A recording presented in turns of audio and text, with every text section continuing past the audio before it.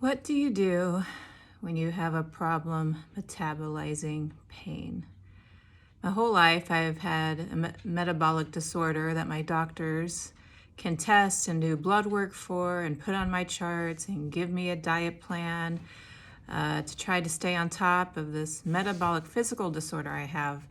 But recently, as I've been spending some time processing pain, things that have happened in the past, I realized that I have a different type of metabolic disorder, and that is that it seems like it takes me a really long time to process pain.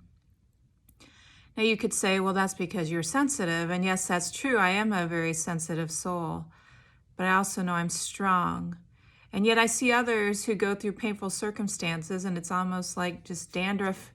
They brush off and they move on.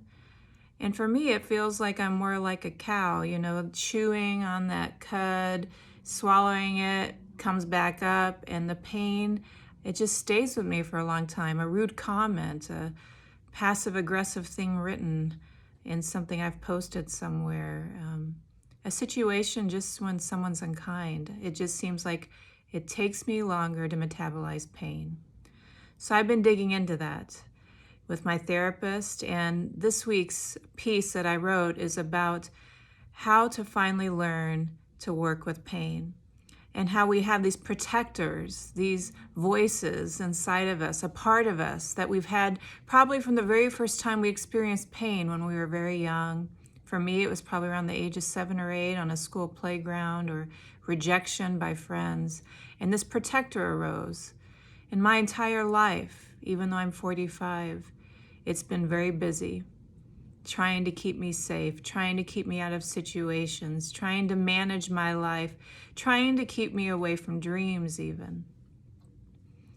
Because I realized when I was dreaming of dedicating this year to writing that I had discipline. I know I have discipline, but I couldn't find the motivation to believe. And finally, after paying attention to some of this the voice of the protector in my head, I realized that there was something saying, if you write, some people won't like it. Some people will not agree with what you say or not even like your voice. And it's going to hurt when those comments come. And even a bigger protector voice would say, well, what if people really do start to read you? What if you're one of the few that's good enough that people will read you? There's something about your story, your God, your faith, who you are that's going to offend somebody. You're not smart enough to navigate everything in this current culture. You will get canceled, and that sort of widespread hurt will destroy you.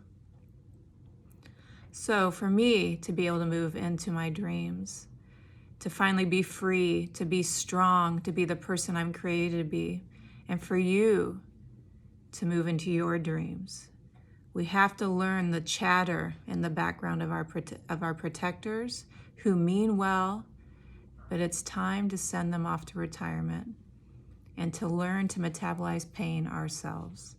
So this week's piece of writing, this essay that I wrote, hopefully will help you learn how to identify those voices that have meant to serve you but have kept you trapped as that 8-year-old for far too long, and how to metabolize pain. You can read it or subscribe for my weekly writings at oliviapuccini.com.